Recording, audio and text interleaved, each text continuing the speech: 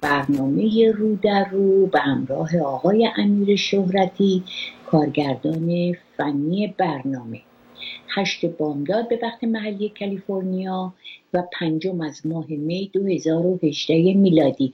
این برنامه ها تمام زنده هست، یعنی ما اگر خطای لفظی گاه میره چون از قبل ضبط میشه که بخوایم ادیت کنیم خطایی گرفته بشه، به هر حال همه چیز فی‌البداهه هست. حالا آنچه که در بازپخش میبینیدم نتیجه و بازپخش همین برنامه زنده است که با احتمالاً خطاهای خودش اجرا میشه.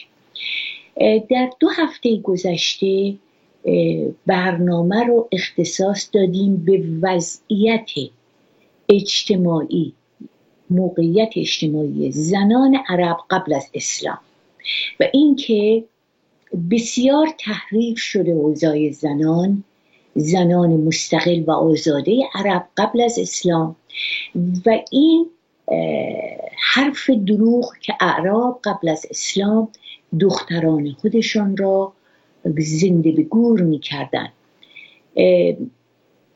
این بر اساس شواهد تاریخی و آنچه اسناد موجود توسط خود اعراب نوشته شده و حتی در ردیه های تاریخ نویسان عرب آمده اگر نگاه کنید، بخوانید، توجه کنید، میبینید زنان عرب یکی از آزاده ترین زنان بودن. دختر ثروت بوده، دختر نعمت بوده برای خانواده.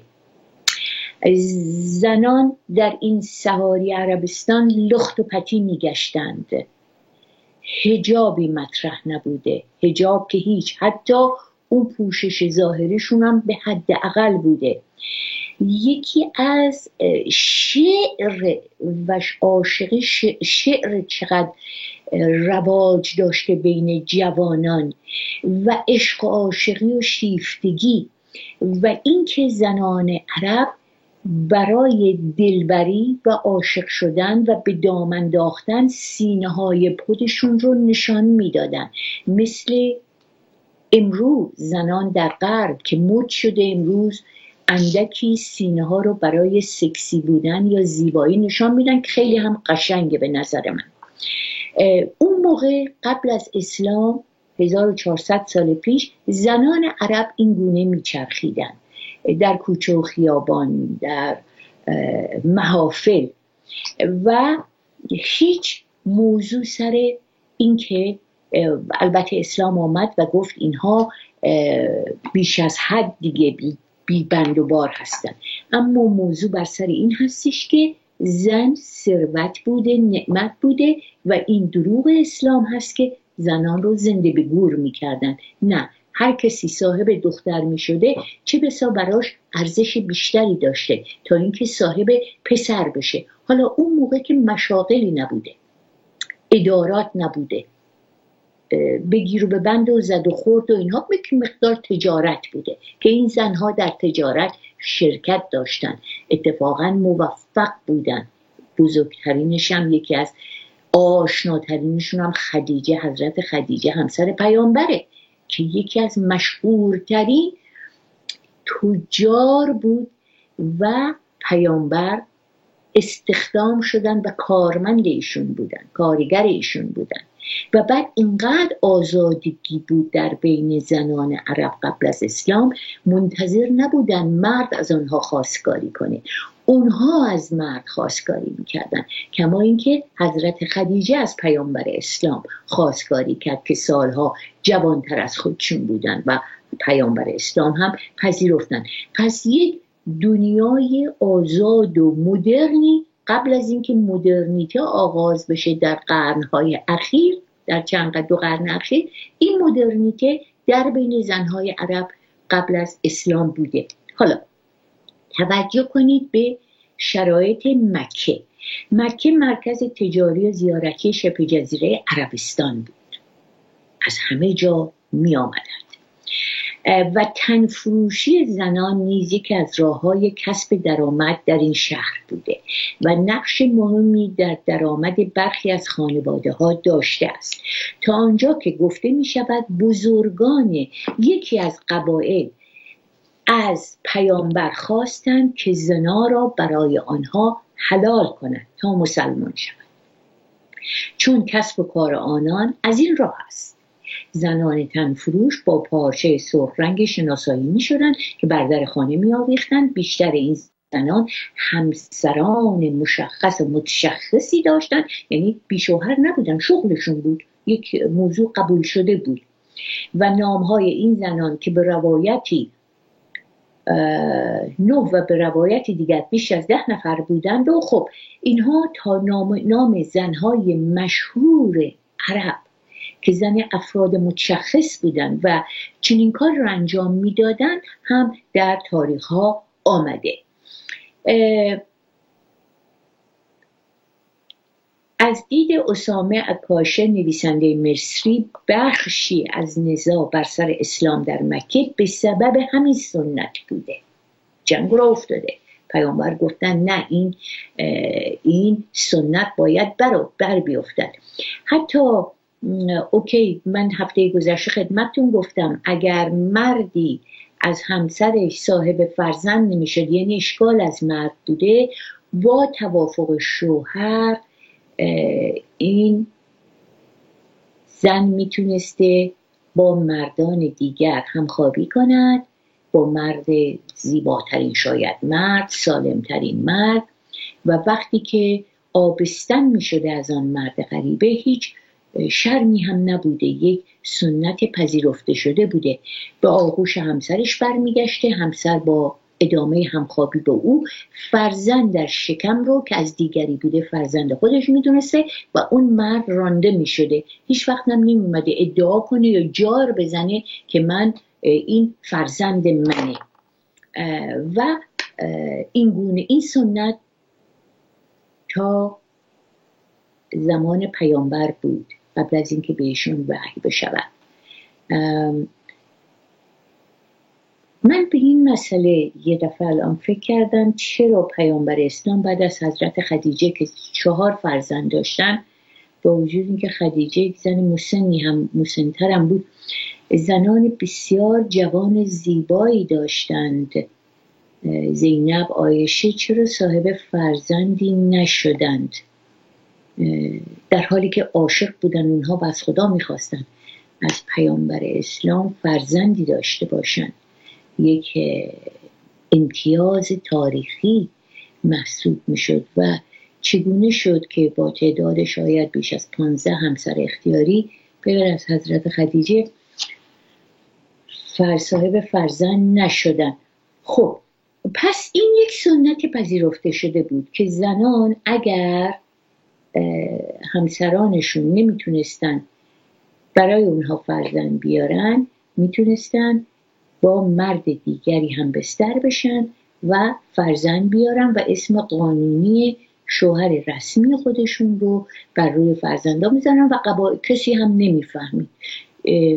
یک سنت بسیار پسندیده بود. میگه زنانی که با مردان متعدد رابطه جنسی برقرار میکردن، اگر شمار این مردان کمتر از 10 نفر بود، در صورتی که باردار میشدن این حق را داشتن که پس از تولد فرزند هر یک از این مردان را که بخواهند به دلخواه خود به عنوان پدر او برگزینند. پس یک زن میتونست با 10 مرد همخوابگی داشته باشه و بعد نمیدونست از چه کسی صاحب فرزند میشه. این اختیار بر عهده زن بود که خودش انتخاب کنه کدام مردم میخواد پدر فرزندش باشن، یا زیباترین رو انتخاب میکرد یا ثروتمندترین یا جوان، اون که به هر حال بهش عشق میورزید و این تشخیص زن بود که چنین انتخابی رو داشته باشه. حالا این موضوع حجاب در اسلام که الان یک مانع شده برای زنان در فعالیت‌های اجتماعی و یکی از ارکان اصلی اسلام برای پیش بردن مقاصد چون شده، سرکوب زن، این اصلا از اسلام نیومده، اصلش از خود ایرانه. در زمان ساسانیان، در زمان هخامنشیان، زنان رومی ها و ایرانی ها، این زنان تمام هم در نقاشی ها نشون میده، هم در مجسمه ها، هم در آثار زیرخاکی، هم در نوشته ها، که این زنان پوشش داشتن و ربطی به اسلام نداشته. ویل دورانت، این تاریخ نویسان مشهور هستند که سفر کردن به این مناطق، تحقیق کردن و تمام اینا، ویل دورانت، کنت دو بینو، هرودوت، حتی برتران راسل، حتی در شاهنامه از اینکه زنان حجاب داشتند، پوشیده بودند، اما نه امر الهی بود که بگن شما در جهنم سوزانده میشی و حکم تنبیه بشن زنان. روبنده هم نبوده، فقط سر را به گونه‌ای میپوشوندن که اون هم بخشی از سر شاید دیده میشده، جواهرات آویزان بوده و لباسهای خوش ترکیب، یعنی زیباترین مد رو این زنان داشتن، به شکل با پارچه های رنگین، طرحهای زیبا، زینت‌آلات. بله، لباس پوشیده بوده و حتی الهه های زن، خدایان زن، اینها الههای مقدسی داشتن که میگفتن زن خوب پوشیده باشه. ولی خب اگر خدایان اینها هم زن بودن و الهه ها به اینها چنین پیشنهادی میدادن برای حجب و حیا، نجابت یا زیبایی یا امنیت از حمله قبایل، پوشش زن خوب هست، این ربطی به اسلام نداشته. فلسفهش به کلی فرق میکرده با این شیوه مقنعه و پوشش و برقه و شلاقی که میزنن و تنبیهی که میکنن و شیوه های زشت گونی مانند، اصلا چنین نبوده. و این سنت پیامبر همونطور که خدمتتون گفته شد دلایل مختلف داشت. اول برای همسرانش بود. اینها اون موقع در چادر زندگی میکردن، نیمه شب زنان پیامبر برای رفع حاجت از چادر بیرون میامدن و بعد عمر داد میزد، صدای زنان پیامبر رو میبرد، صدا میزد تو هستی، تو هستی، و این پیامبر رو بر این داشت که این در شهر جار زده میشه و آبروی زنان پیامبر اسلام برده خواهد شد. این بود که حجاب رو برای پوشش رو برای زنان خودش اجباری کرد، نه برای تمام قبایل، نه برای تمام زنان. و این گونه شد که آمد و بعد به عنوان یک حرکت سرکوبگرانه مقوله حجاب جا افتاد در اسلام. کشورهای مثل کشور ایران، مصر که عکس‌ها هست، ملکه داشتن، فرعون داشتن، عشق آزاد داشتن، تجارت آزاد میکردن، فقط هم تنفروشی نبود، عاشق میشدن، تصمیم گیرنده بودن، مدیر بودن. در خود اشاعه اسلام پیامبر از زنان هوشمند و خوش سخنور استفاده میکرد که بروند به همراه مردان به دیدن قبایل، رؤسا و اسلام رو ترویج بدن. پس زنان یک زنان دانشگاه دیده نبودن، اما در دانشکده زندگی آموخته بودن چگونه ارتباط برقرار کنن. مهره موثری بودن. زنان تو سری خور و در چادر محبوس شده نبودند زنان عرب. و بعد این که این شیوه رو به زور به ایران آوردن،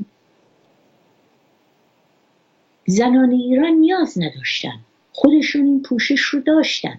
هرگز زنان ایران به شیوه زنان قبایل عرب زندگی نمی کردن. ایران، پرژیا، یک کشور پیشرفته بود، یک کشوری بود که بر جهان حکم فرمایی می کرد. مرکز علم بود، صنعت بود، حقوق بشر بود و این زنان خیلی پیشرفته تر از زنان قبایل عرب بودن. هرگز اون گونه لخت و پتی مثل زنان عرب نمیچرخیدن. آوردن این حجاب برای زنان ایران یک چیز اضافه بود، چون نیاز این برای خود اعراب میتونست یک دلیل موجهی از نظر جامعه خودشون داشته باشه، اما پوشش زن ایرانی پوشش داشت. نیاز نبود که زیر نام اسلام تسمه های خشونتبار اسلام حجاب خودش رو حفظ کنه. حجاب داشت.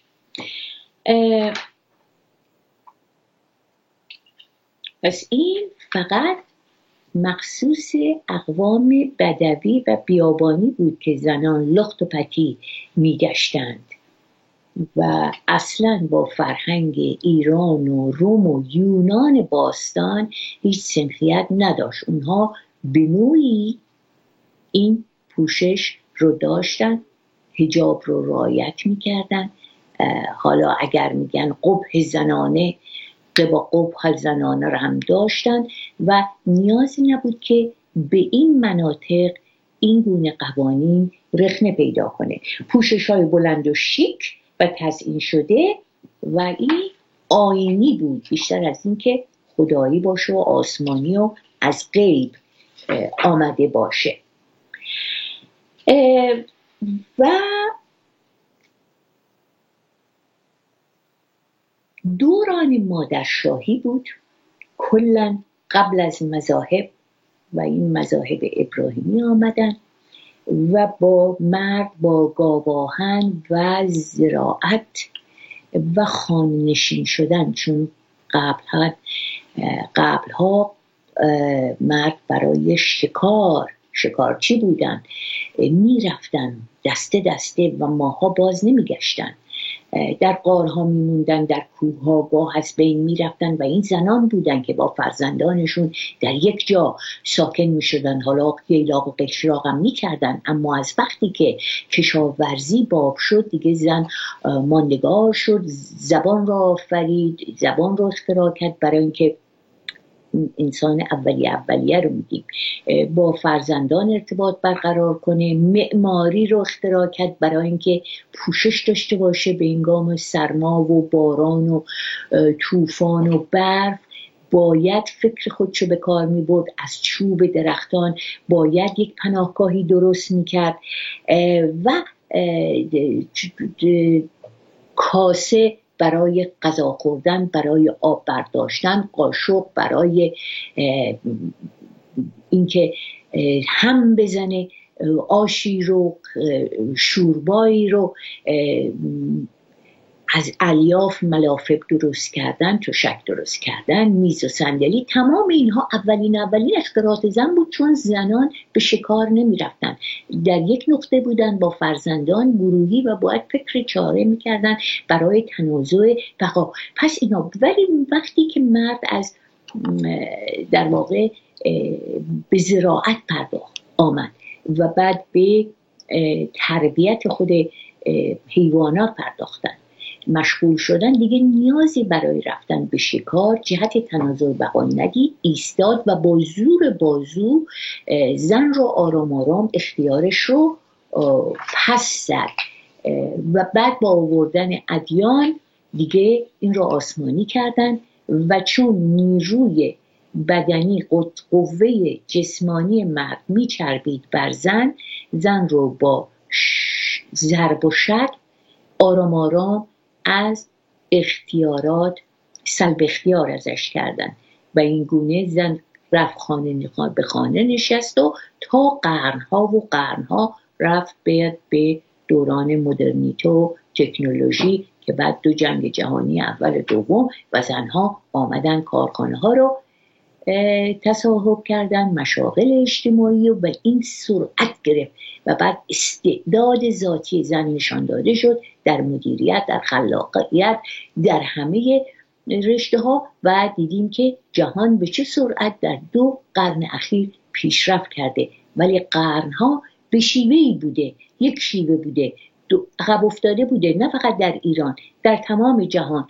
نگاه کنید دوران تاریخی رو، برای قرنها اختراعی نمی شده، برای قرنها همون شیوه فئودالی بوده. چرا؟ به دلیل اینکه زن اجازه دخالت در امور اجتماعی و اداری نداشته و وقتی که به حساب آورده شد دیگه به عنوان یک حیوان حساب نشد،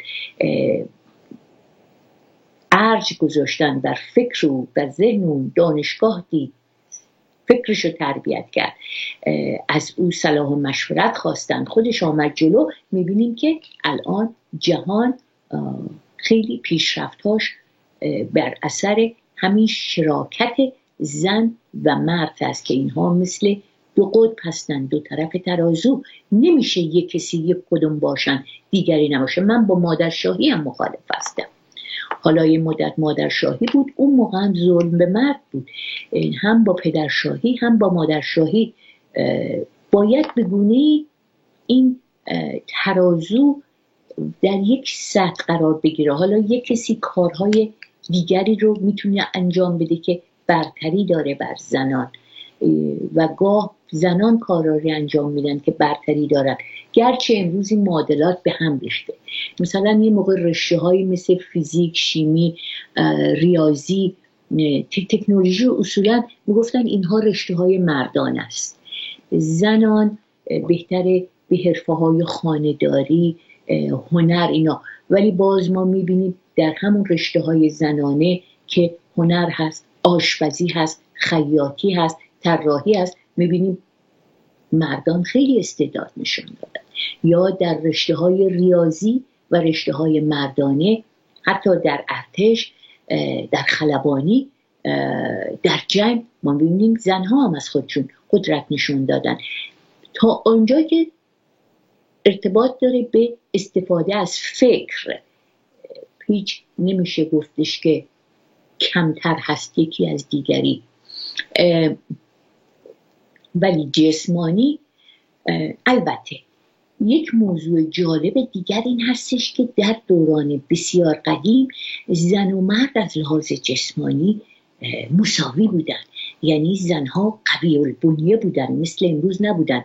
طول تاریخ این ضعف جسمانی در مرد بوده. حتی در قبرهایی که در همین زابل سوختهایی که پیدا کردن، زابل سوخته به دست آوردن، قبرها قبور مردان و زنانی که خاک شدن، اندام زنان و مردان یک اندازه است و زنها بزرگ بودن، قوی هیکل بودن. پس در دورانی اون موقعی که مادرشاهی بوده، زنان از لحاظ بنیه هم قوی بودن، گاه همپای مردان بودن. ولی این به مرور از بین رفت تا به امروز کشیده شد. حالا این داستان این که مرد در صحنه نباشه، زن حالا میدانداری کنه، یا ادیان بیان مرد میدانداری کنه، اینها دیگه الان در قرن 21 داره شکل عوض میکنه. یعنی تمام حیله های تاریخی زده شده. حالا به شکل برتری قدرت جسمانی بوده، به شکل دروغ‌های آسمانی بوده. تمام این بازی ها شد، این تئاترها انجام شد طول تاریخ. امروز دروغ و راست اینها رو شده، تحلیل شده. با دروغ دیگری نمیتونه یکی وارد میدان بشه بگه ما به این دلیل بر جنس مخالف برتری داریم. برتری فقط در به میدان آمدن، مسابقه و نشان دادن لیاقت هاست. کسی دیگه سر جنس دیگری رو با هیچ بهانه‌ای در قرن 21 بهانه نوعی نمیتونه کلا بذاره. دیگه موضوع نشان دادن استعداد هاست، برتری هاست و نتایجش هم دیگه نشان داده میشه، بروز داده میشه، نمیشه پرده پوشی کرد. پس ما وارد یک قرن دیگری هم شدیم که دیگه قرن آزمایش واقعیت ها و حقیقت های طبیعی دو موجود مذکر و مؤنث خواهد بود. خب بعضی ها معتقد هستند انسانی که متولد میشه بیشتر خصوصیات وجودی یک زن رو داره تا یک مرد. این رو امروز علم پزشکی ثابت میکنه. از میلیون ها سلول یا اسپرم مرد در آمیزش با زن میلیون ها اسپرم یکیش وارد سلول زن میشه، یکیش، و بعد بسته میشه. شما ببینید و هر کدوم خصوصیات روحی و اخلاقی خودشون دارن.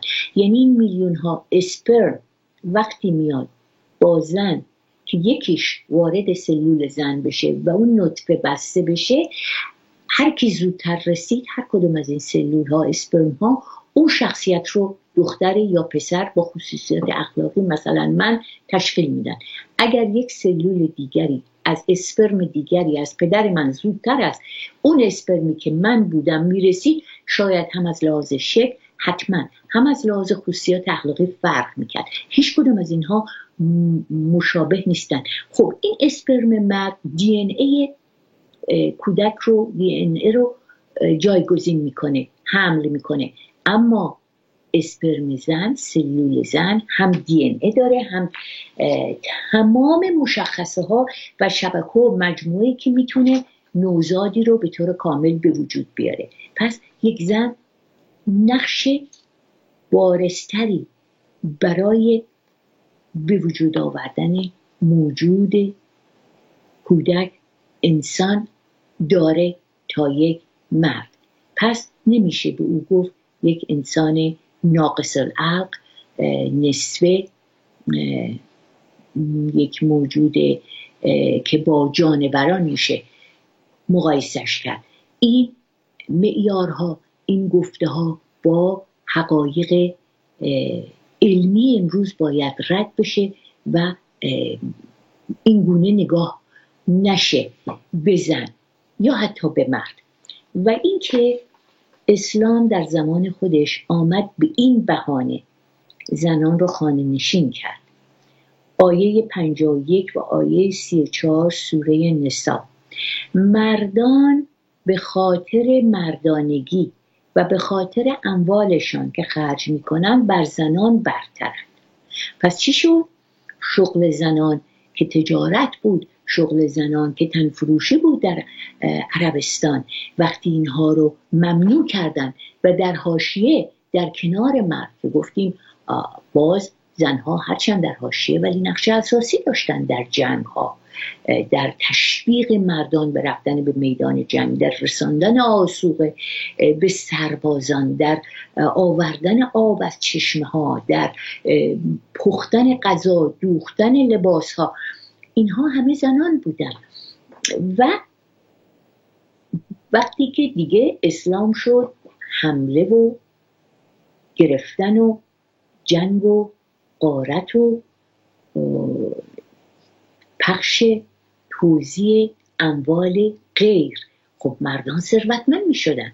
برای اینکه مردان اگر می کشتن، شمشیر می زدن و قبایلی رو شکست می دادن، ثروت آنها رو به دست می آوردن، جیب ها پر پول می شد و برتری پیدا می کردن بر مردها، بر زنان. زنان دیگه شغلی نداشتن که پول بگیرن. خب این آیه برای همین هست که مردان به خاطر مردانگی و به خاطر اموالشان که خرج میکنن بر زنان برترن. پس این گونه مردان رو برتر کردن بر زنان، نه اینکه زن لیاقت نداشت که خود ممر درآمد باشه. زنان پارسا و مطیع همیشه اینجا شما مطیع رو به معنای برده باید بهش نگاه. مطیع معنا نداره در زناشویی، در هر مطیع. خب یک کارمندی در یک شرکتی کار میکنه، در بانک یا در مؤسسه‌ای، باید مطیع مقررات اونجا باشه. این درسته. در غیر این صورت هر کسی اگر بخواد قانون خودشو در یک مؤسسه‌ای بذاره که نمیشه. حتی یک انسان ممکنه باهوشتر از فکر اون مدیریت باشه، ولی تا وقتی که کارمند اونجا هست باید با همون قوانین پیش بره، هرچند که این قوانین به نظر او پس افتاده هستن و عقب افتاده هستن و کاربرد ندارن. این مطیع بودن در محیط کار. اما مطیع مرد بودن یعنی رو حرف مرد حرف نزدن و این رو آیه آسمانی براش نازل کردن و بعد مجازات خدایی براش گذاشتن، برای اینکه زن رو بترسونن، برای اینکه زن رو تضعیفش کنن، بکوبونن. این مقوله دیگری است، یعنی زن رو به شکل برده در آوردن.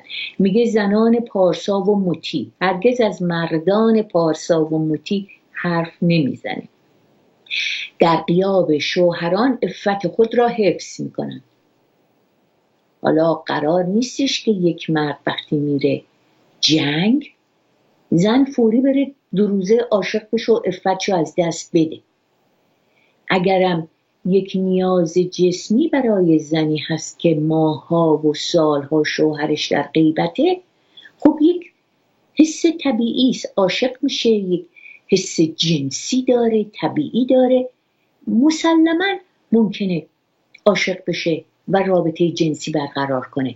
اما اینها رو توسط آیات آسمانی و خدایی منع کردن و مجازات برای زن که مرد اگر شوهرش، ولی این مرد شوهران میرفتن تجاوز میکردن، هر روز تجاوز میکردن به دختران غیر، به زنانی که شوهر داشتن، 1000 دختران رو برده میگرفتن، طفلی ها رو به شنیع‌ترین شکل با اینها همخوابی. برای مرد همه اینا مجاز بود. پس این ادیان مردان است، یک کتاب و قانون به نفع مرده، برای مرده، برای زن نبوده. همه اختیارات از او گرفته شده. از اولین آیه رو براتون میخونم، آیه 51 و 34 سوره نساء. مردان به خاطر مردانگی و به خاطر اموالشان که خرج میکنند بر زنان برترند. زنان پارسا و مطیع در غیاب شوهران عفت خود را حفظ میکنند. و میگه آن زن یا زنهایی را که از نافرمانیشان بیم دارید پند دهید، از بسترهایشان دوری کنید و ایشان را بزنید، چنانچه مطیعشان شوند بر آنها راه ستم مجویید، زیرا این همخوابگی با زن یک موضوع میل با مرد فرق داره. مرد میتونه با خشم چنین کاری بکنه، میتونه بدون عشق و فقط برای ارضای جنسی. زن باید یک رابطه روحی و عاطفی و نزدیکی و لمس، مهربانی باشه.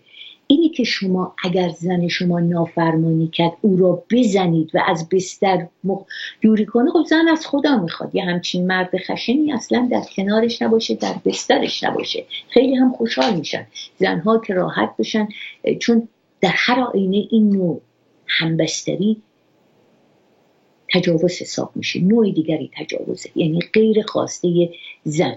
خب اینها رو ما میبینیم که الان امروز وقتی که این آیات نازل شده رو، کدوم خدایی هست؟ خدایی که انسان رو، خدای طبیعت که زن رو و مرد رو هر کدوم رو با خصیصه های مختلف آفریده و زن رو انقدر زیبا آفریده از هر نظر، چگونه میتونه بر آفریده خودش چنین ستم بکنه و چنین فرمانی صادر بکنه؟ خب میتونست از اول بگه زن زشت باشه، زشت بیافرینه و فقط برای شوهرش در زیبا باشه، در زیر چادر به ناگاه زیبا بشه. خداوند میتونست چنین کاری بکنه اگر چنین فرمانی رو میده و چنین قدرتی رو داره که این طبیعت شگفت‌انگیز رو به وجود آورده. که البته خب این فلسفه خدا برای هر کسی فرق داره، برای من هم به گونه دیگر هست، ولی این که خدا رو به شکل یک جسم مرد تجسم کردن، شلاق در دست داره، همه جا داره میپایه، با یک سبیل، با 2 چشم خشمگین و زنان رو از سوراخ کلید اتاق هم نگاه میکنه و این ترسی که بر اندام زن، بر ذهن زن، بر فکر زن افتاده و وحشت میکنه از یک موجود نامرئی که فکر میکنه مذکره و او رو تنبیه خواهد کرد، بسیار در ساختمان روحی و طبیعی زن صدمه وارد کرده، در حالی که طبیعت خدا مؤنثه. آن که زاینده است، زایایی داره، اون یعنی خدا، اون به وجود آورنده است. از جانوران تا طبیعت تا انسان ماده هستش که به وجود میاره و ماده بزرگترین نقش رو داره در آفریدن. حتی کوچکترین اتم که کوچکترین جزء هر اجزای طبیعت هست، از پروتون و نوترون که هر دو مؤنث هستن تشکیل شده. پس ذات هستی وجود هست، آنچه وجود داره زایشش از مؤنث. چگونه شد که این در قوانین ابراهیمی و ادیان همه برعکس شد و قرنها زن رو گول زدن و قرنها زن رو به اسارت گرفتن تا به امروز که هنوز هم زنان مطیع هستن و این بردگی رو به جان میخرن برای اینکه یک سری علنگو داشته باشن، برای اینکه تنبلن، دوست دارن در خانه بمانن و مرد برای اینها پول بیاره، برای اینکه دوست دارن زیر فرمان برداری باشن. اون روحیشون، اون طبیعتشون به قدری سرکوب و له شده که حس برتری ندارن بر خودشون رو ذاتاً ذلیل و علیل حس میکنن، دوست دارن اون قدرت و فرمان برداری و زورگویی مردم و اینها از ادیان حمایت میکنن، میپسندن و میگوین برای آزادی و آزادگی و مساوات زن آمده، در حالی که تمام اینها واقعیت نداره، هیچ کدومش واقعیت نداره. میخواستم براتون از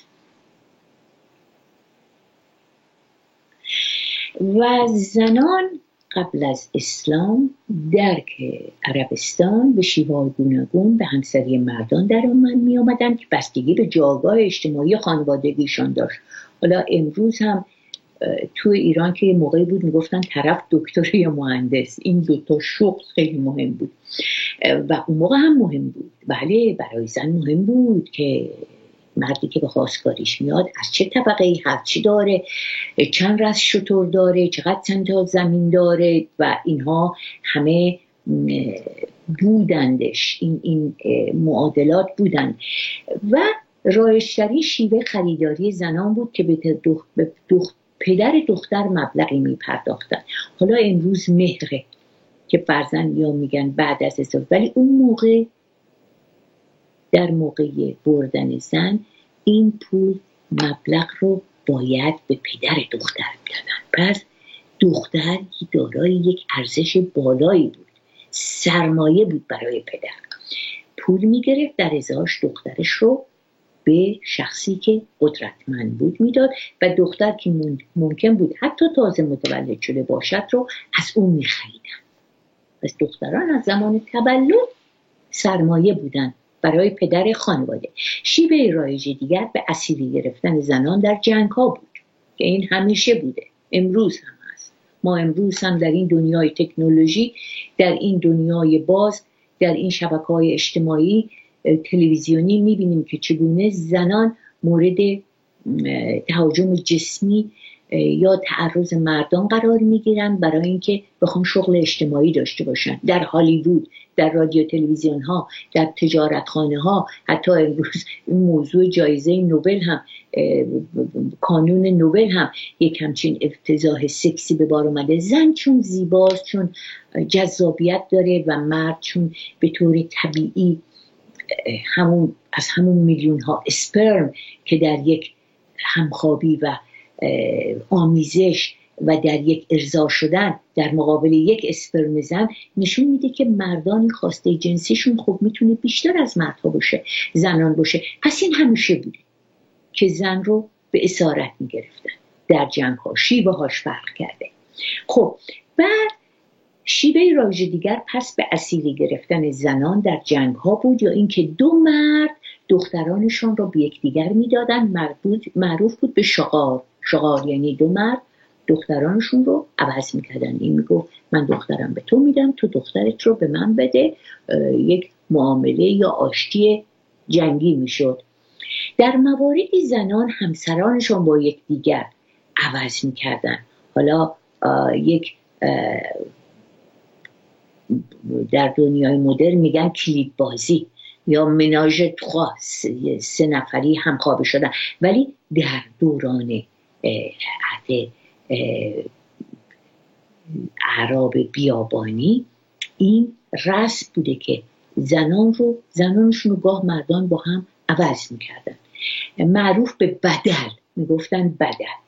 گاه مردان با پرداخت مبلغی به زن برای مدت معینی با وی رابطه برقرار میکردن، متعه یا متعه، که حالا این رو صیغه گذاشت اسلام و گفت یک قل هواللهی بخونین، یک چند تا آیه بخونین و یک قرار، یک پول، یعنی روسپی رسمی و خدایی. حالا اون موقع اگر زن یک مدتی بود این موضوع صیغه برای مدت معینی همسر مردی میشد و حتما در ازای مبلغی. این رو ولی اسلام اومد از آن خودش کرد، گفت این باید اسلامی باشه و صیغه نامش رو گذاشتند. هنگامی هم که مرد از دنیا میرفت همسرانش به پسرانش به ارث میرسیدند.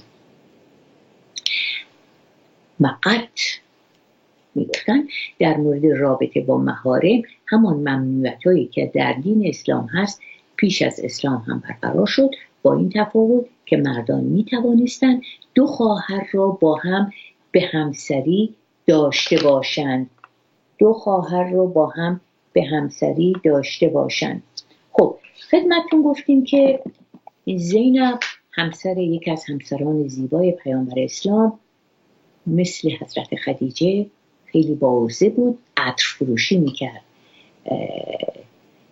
با دست خودش خرازی و دباغی میکرد، از طریق ثروتی که به دست می آورد به درماندگان کمک میکرد. زنان پیامبر زنان هم نیکسیرت و نیکصورتی بودن، زنان باعرضه‌ای بودن و خیلی خدمت کردن به بالا پر دادن به اسلام.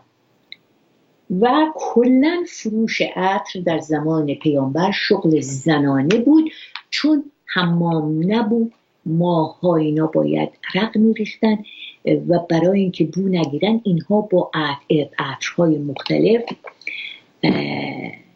بدن خودشون رو خوشبو نگاه می‌داشتند. یک صحنه یادم اومد از عمر شریف، این هنرپیشه خوش صورت و محبوب جهانیان.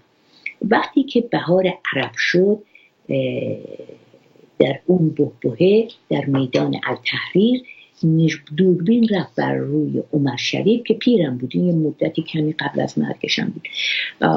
مرگش بکنم همین چند ماه پیش صورت گرفت، 1 سال پیش. اما در بهار عربی عمر شریف رو نشان داد که به یک باره حمله میکنه به یک دختری لفظی، یعنی تقریبا فیزیکی هم بهش نزدیک شده بود، حالا دست و توهین میکنه به اون زن که خجالت بکش، روتو بپوشون. عمر شریف خجالت بکش روتو. حالا این آقا خودش در فیلم ها با لخترین زنهای هالیوودی هم خوابه شده هم بازی شده، هیچ مهم نبوده، ولی در اون اوج بهار عرب که این اخوان المسلمین داشتن بالو پر گرفته بودن، شلنگ تخته مینداختن در راه دموکراسی، جلوی دموکراسی و آزادی خواهی مردان و زنان مصر. این آقا شده بود هم ردیف و هم صدای اخوان المسلمین و دوربین از اون صحنه رو داره. CNN پخش کرد، من دیدم، دوبارم دیدم و احتمالاً هموطنان دیدن این رو. و این در آرشیو ها هست که این آقای عمر شریف با چه حالت شنی و زشتی به یک دختر جوان که جای نوش بود و داشت شعار آزادی میداد توهین میکرد که صورت رو بپوشون، حجابت رو رعایت بکن. و ببینید که هیچ وقت مدرنیته، مدرن بودن، کت شلوار زیبا پوشیدن، مشهور شدن، پولدار شدن، در هالیوود گشتن، اینها ذهن رو لزوماً مترقی نمی‌کنه. یک لایه‌هایی در این تربیت وجود داره و فرهنگ که طول میکشه، زمان میخواد تا انسان‌ها بتونن دروناً قبول بکنن، بپذیرن که آزادی و آزادگی یعنی چی و از شر اون تعصب‌ها خلاص بشن. خب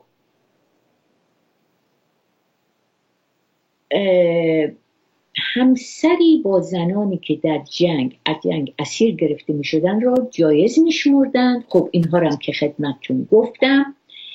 زنان حق جدایی در عرب جاهلیت، در دوران جاهلیت که اینها میگفتن جاهلیت که از جهل میاد، یعنی که خیلی جاهلیت منظورشون چیه؟ زنان جاهل نبود. زنان حق جدایی از همسر را داشتند مشروط بر این که مبلغی به شوهر بپردازن، نفقه میدادن، اونها مهریه میدادن، اونها حق طلاق میدادن. از کجا می آوردن؟ اگر زنان در دوران جاهلی حق طلاق داشتن، میتونستن به دادگاه ها، حالا اون موقع دادگاه های محلیشون شیوه های عصر خودشون رو داشته و حق طلاق بخوان و حتی پول پرداخت کنن، این پول رو از کجا می آوردن؟ پس درآمد داشتن.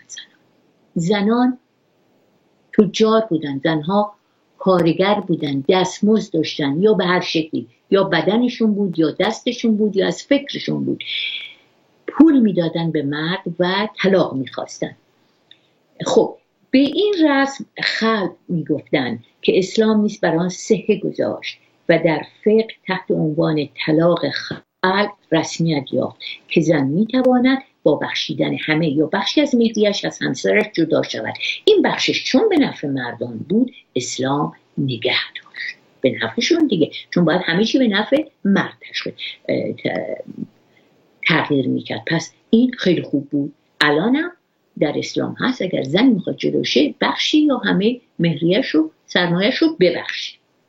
همچنین میتوانستن هنگام ازدواج شرط کنن که حق طلاق داشته باشن. شرط شروط بوده که این حق هم در اسلام تایید و به رسمیت شناخته شد. عده نگه داشتن پس از جدایی رایج نبوده و زنان میتوانستن بلافاصله پس از جدایی به همسری یه مرد دیگری درآیند. حکایت مشهوری نزد اعراب هست که پیش از اسلام زنی به نام ام خارجه بوده که بیش از 40 بار ازدواج کرده و طول هر بار ازدواجش میان یک شب تا حد اکثر چند روز بوده است. بر اساس این حکایت ضرب المثلی در زبان عربی هست که در کنایه به کاری که خیلی سریع و شتاب زده انجام می شود میگویند سریعتر از ازدواج ام خارجه و این هم هست.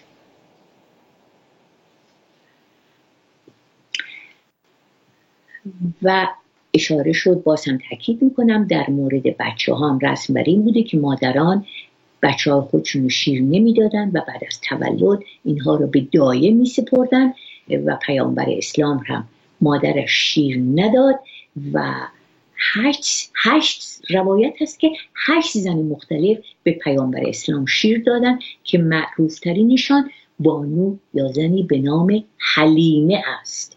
حتی هنگامی که بچه رو از شیر میگرفتن برای او پرستار یا خازنه میگرفتن تا او بچه را بزرگ کنن. امروز دربار انگلیس چنین کاری میکنه. پیامبر اسلام نیست با اینکه تا 6 سالگی مادرش زنده بود پرستاری به نام ام ایمن داشت.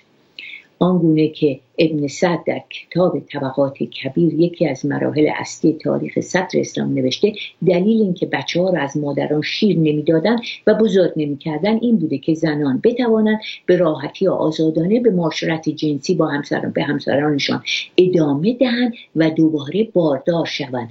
و همچنین این اعتقاد وجود داشته که رابطه جنسی به شیر مادر زیان میرساند. نوزادان پسر را حتی از محیط خانه دور میکردند و همراه با دایه به بادیه یعنی بیرون از شهر میفرستادند تا همونجا بزرگ شود. در مورد پیامبر اسلام نیز چنین بوده است. دین اسلام کاملا فرهنگ جامعه را عوض کرد و بسیاری از این عادات رایج رو منسوخ کرد، ولیکن این تغییر و ممنوعیت یکباره و ناگهانی نبود، آرام آرام طول دهه‌ها و سده‌ها انجام شد. به نظر می‌رسد آغاز این تغییرات پس از ورود پیامبر به مدینه بود که فرهنگ مردم آن از لحاظ رفتارهای جنسی و معاشرت با زنان با مکه متفاوت بود. خب وقت تمام شد. ببینیم آیا این زنان پیش از اسلام رو به بخش 4 ببریم یا نه. خدمتون هفته آینده اعلام خواهم کرد. از توجهتون بسیار ممنونم. از آقای امیر شهرتی در اتاق فرمان خیلی سپاسگزارم. هم میهنان عزیز ارجمندم. خدای طبیعت نگهدارشون.